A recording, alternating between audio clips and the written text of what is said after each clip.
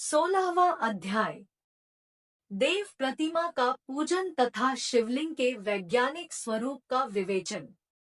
ऋषियों ने कहा, साधु शिरोमणि सूत जी, हमें देव प्रतिमा के पूजन की विधि बताइए जिससे अभीष्ट फल की प्राप्ति होती है। सूत जी बोले, हे महर्षियों, मिट्टी से बनाई हुई प्रतिमा का पूजन करने से पुरुष स्त्री सभी के मनोरथ सफल हो जाते हैं। इसके लिए नदी, तालाब, कुआं या जल के भीतर की मिट्टी लाकर सुगंधित द्रव्य से उसको शुद्ध करें। उसके बाद दूध डालकर अपने हाथ से सुंदर मूर्ति बनाएं। पद्मासन द्वारा प्रतिमा का आदर सहित पूजन करें। गणेश, सूर्य, विष्णु, शिव, पार्वती की मूर्ति और शिवलिंग का सदैव पूजन करें। संपूर्ण मनोरथों की सिद्धि के लिए 16 उपचारों द्वारा पूजन करें। किसी मनुष्य द्वारा स्थापित शिवलिंग पर एक सेर नैवेद्य से पूजन करें। देवताओं द्वारा स्थापित शिवलिंग को 3 सेर नैवेद्य अर्पित करें तथा स्वयं प्रकट हुए शिवलिंग का पूजन 5 सेर नैवेद्य से करें। इससे अभीष्ट फल की प्राप्ति होती है। इस प्रकार सहस्र बार पूजन करने से सत्यलोक की प्राप्ति होती है। 12 अंगुल चौड़ा और 25 अंगुल लंबा यह लिंग का प्रमाण है और 15 अंगुल ऊंचा लोहे या लकड़ी के बनाए हुए पत्र का नाम शिव है। इसके अभिषेक से आत्मशुद्धि, गंध चढ़ाने से पुण्य, नैवेद्य चढ़ाने से आयु तथा धूप देने से धन की प्राप्ति होती है। दीप से ज्ञान और तांबूल से भोग मिलता है। अतएव स्नान आदि 6 पूजन के अंगों को अर्पित करें। नमस्कार और जाप संपूर्ण अभीष्ट फलों को देने वाला है। भोग और मोक्ष की इच्छा रखने वाले लोगों को पूजा के अंत में सदा जाप और नमस्कार करना चाहिए। जो मनुष्य जिस देवता की पूजा करता है वह उस देवता के लोक को प्राप्त करता है तथा उनके बीच के लोकों में उचित फल को भोगता है। हे महर्षियों, भूलोक में श्री गणेश पूजनीय है। शिवजी के द्वारा निर्धारित तिथि, वार, नक्षत्र में जो विधि सहित इनकी पूजा करता है उसके सभी पाप एवं शोक दूर हो जाते हैं और वह अभीष्ट फलों को पाकर मोक्ष को प्राप्त करता है। यदि मध्याह्न के बाद तिथि का आरंभ होता है तो रात्रि तिथि का पूर्व भाग पितरों के श्राद्ध आदि कर्म के लिए उत्तम होता है तथा बाद का भाग दिन के समय देव कर्म के लिए अच्छा होता है। वेदों में पूजा शब्द को ठीक प्रकार से परिभाषित नहीं किया गया है। पूआ का अर्थ है भोग और फल की सिद्धि। जिस कर्म से संपन्न होती है उसका नाम पूजा है। मनोवांछित वस्तु तथा ज्ञान अभीष्ट वस्तुएं हैं।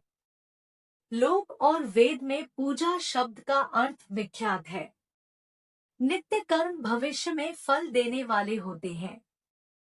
लगातार पूजन करने से शुभकामनाओं की पूर्ति होती है तथा पापों का क्षय होता है। इसी प्रकार श्री विष्णु भगवान तथा अन्य देवताओं की पूजा उन देवताओं के वार, तिथि, नक्षत्र को ध्यान में रखते हुए तथा 16 उपचारों से पूजन एवं भजन करने से अभीष्ट फल की प्राप्ति होती है। शिवजी सभी मनोरथों को पूर्ण करने वाले हैं। महा आर्द्रा नक्षत्र अर्थात माँ कृष्णा चतुर्दशी को शिवजी का पूजन करने से आयु की वृद्धि होती है। ऐसे ही और भी नक्षत्रों, महीनों तथा वारों में शिवजी की पूजा व भोजन, भोग और मोक्ष देने वाला है। कार्तिक मास में देवताओं का भजन विशेष फलदायक होता है। विद्वानों के लिए यह उचित है कि इस महीने में सब देवताओं का भजन करें। संयम व नियम से जाप, तप, हवन और दान करें, क्योंकि कार्तिक मास में देवताओं का भजन सभी दुखों को दूर करने वाला है। कार्तिक मास में रविवार के दिन जो सूर्य की पूजा करता है और तेल व कपास का दान करता है उसका कुष्ठ रोग भी दूर हो जाता है। जो अपने तनमन को जीवन पर्यंत शिव को अर्पित कर देता है, उसे शिवजी मोक्ष प्रदान करती हैं।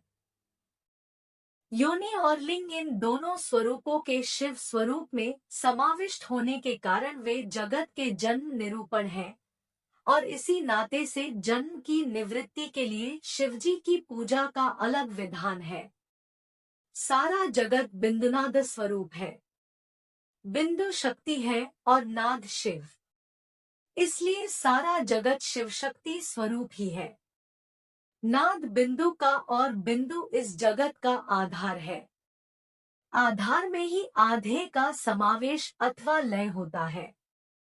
यही सकलीकरण है। इस सकलीकरण की स्थिति में ही सृष्टिकाल में जगत का आरंभ हुआ है। शिवलिंग बिंदु नाद स्वरूप है, अतः इसे जगत का कारण बताया जाता है। बिंदु देव है और नाद शिव, इनका संयुक्त रूप ही शिवलिंग कहलाता है। अतः जन्म के संकट से छुटकारा पाने के लिए शिवलिंग की पूजा करनी चाहिए। बिंदु रूपा देवी उमा माता है और नाद स्वरूप भगवान शिव पिता। इन माता पिता के पूजित होने से परमानंद की प्राप्ति होती है। देवी उमा जगत की माता है और शिव जगत के पिता। जो इनकी सेवा करता है, उस पुत्र पर इनकी कृपा नित्य बढ़ती रहती है। वह पूजक पर कृपा कर उसे अपना आंतरिक ऐश्वर्य प्रदान करते हैं। अतः शिवलिंग को माता पिता का स्वरूप मानकर पूजा करने से आंतरिक आनंद की प्राप्ति होती है। भर्ग शिव पुरुष रूप है और भर्गा शक्ति प्रकृति कहलाती है। पुरुष आदिगर्भ है क्योंकि वही प्रकृति का जनक है। प्रकृति में पुरुष का संयोग होने से होने वाला जन्म उसका प्रथम जन्म कहलाता है। जीव पुरुष से बारंबार जन्म और मृत्यु को प्राप्त होता है। माया द्वारा प्रकट किया जाना ही उसका जन्म कहलाता है। जीव का शरीर जन्मकाल से ही 6 विकारों से युक्त होता है, इसीलिए इसे जीव की संज्ञा दी गई है। जन्म लेकर जो प्राणी विभिन्न पाशों अर्थात बंधनों में पड़ता है, वह जीव है। जीव पशुता के पाश से जितना छूटने का प्रयास करता है, उसमें उतना ही उलझता जाता है। कोई भी साधन जीव को जन्म मृत्यु के चक्र से मुक्त नहीं कर पाते। शिव के अनुग्रह से ही महामाया का प्रसाद जीव को प्राप्त होता है और मुक्ति मार्ग पर अग्रसर होता है। जन्म मृत्यु के बंधन से मुक्त होने के लिए श्रद्धा पूर्वक शिवलिंग का पूजन करना चाहिए। गाय के दूध, दही और घी को शहद और शक्कर के साथ मिलाकर पंचामृत तैयार करें तथा इन्हें अलग अलग भी रखें। पंचामृत से शिवलिंग का अभिषेक व स्नान करें। दूध व अन्न मिलाकर नैवेद्य तैयार कर प्रणव मंत्र का जाप करते हुए उसे भगवान शिव को अर्पित कर दें। प्रणव को ध्वनिलिंग, स्वयंभूलिंग और नाद स्वरूप होने के कारण नादलिंग तथा बिंदु स्वरूप होने के कारण बिंदुलिंग के रूप में प्रसिद्धि प्राप्त है। अचल रूप से प्रतिष्ठित शिवलिंग को मकार स्वरूप माना जाता है, इसलिए वह मकारलिंग कहलाता है। सवारी निकालने में उकारलिंग का उपयोग होता है। पूजा की दीक्षा देने वाले गुरु आचार्य विग्रह आकार का प्रतीक होने से अकारलिंग के 6 भेद हैं। इनकी नित्य पूजा करने से साधक जीवन मुक्त हो जाता है। अगर वीडियो पसंद आ गई हो तो वीडियो को लाइक करके चैनल को सब्सक्राइब कर दीजिएगा। धन्यवाद।